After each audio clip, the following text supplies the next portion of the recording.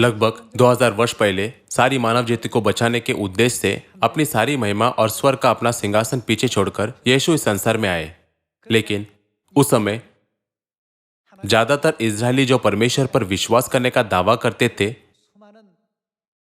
और मसीह के आने पर विश्वास करते थे, यीशु का स्वागत नहीं किया जब वह इस संसार में आए। उनकी अपेक्षा के विपरीत उनका जीवन सराहने और सम्मान किए जाने के योग्य न दिखाई देता था। इस कारण से उनका स्वागत नहीं किया गया। उन्होंने सोचा कि वह राजाओं के राजा और प्रभुओं के प्रभु के रूप में इस संसार में आएंगे।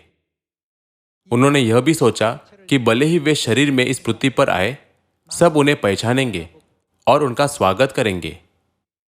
चूंकि उन दिनों इजरायली रोमन साम्राज्य के उत्पीड़न में थे, उन्होंने आशा की थी कि मसीह रोम को नष्ट कर देंगे, उत्कृष्ट उपलब्धियां हासिल करेंगे और इजराइल के लोगों के लिए जो परमेश्वर पर विश्वास करते हैं चमत्कार करेंगे।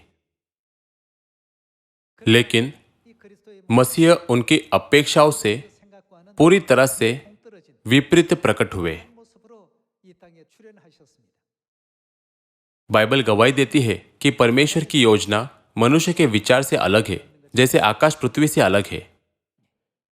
मनुष्य सारी मानव जाति को बचाने के लिए जिस मार्ग को सही समझते हैं, वह उस मार्ग से जिसे परमेश्वर सारी मानव जाति को बचाने के लिए सही समझते हैं पूरी तरह से अलग है। चूंकि यीशु बिल्कुल इस्राएलियों में से एक के समान दिखते थे, साधारण जीवन जीते थे, उनका बाहरी स्वरूप और जीवन शैली उनके विचारों से बिल्कुल विपरीत थी।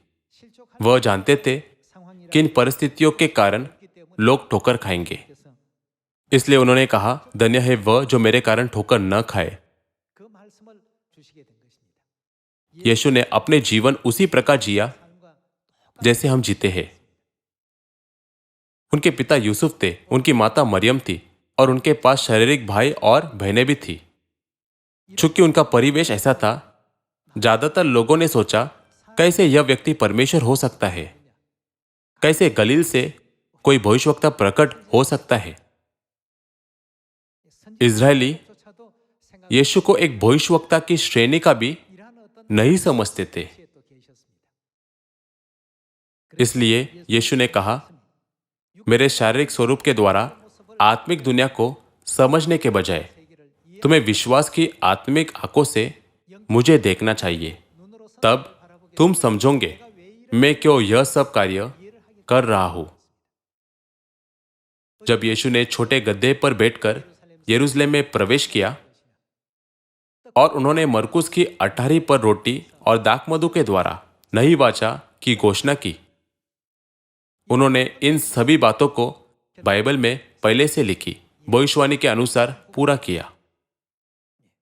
लेकिन उन दिनों में लोगों ने, जिन्होंने परमेश्वर पर विश्वास करने का दावा किया, जो मसीह के आने का इंतजार कर रहे थे, भविष्यवाणियों के पूरे होने का एहसास नहीं किया। नबी हुसैन ने क्या कहा कि परमेश्वर के लोगों का क्या होगा जो परमेश्वर का ज्ञान नहीं रखते? उन्होंने कहा, मेरे ज्ञान न होने से मेरी प्रजा नष्ट हो गई। मैं इस उपदेश को समाप्त करना चाहूंगा। आपका बहुत बहुत धन्यवाद।